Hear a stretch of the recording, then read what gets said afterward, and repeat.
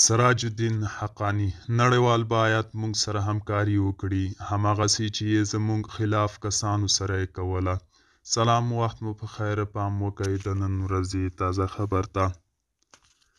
د طالبانو کورنیو چارو وزیر سراج الدین حقانی بګرام کې د اګست پر 14مه د خپل د ازادۍ د ورځو نمانځلو کې له نړیوالو وغوښتل چې له دوی سره پرمختګ کې همکاري وکړي.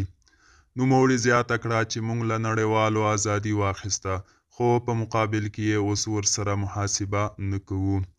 ښه فرصت مو ورته برابر کړی، ښه اراده ورته لرو چې اوس موږ سره د افغانستان په بیا پرمختګ کې همکاري وکړي، هماغسې چې زموږ پر ضد کسانو سره یې همکاري کوله.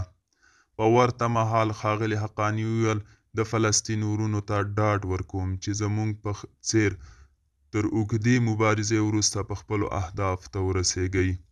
مه ناهیلي کیږئ او خپلې مبارزې ته دوام ورکړئ.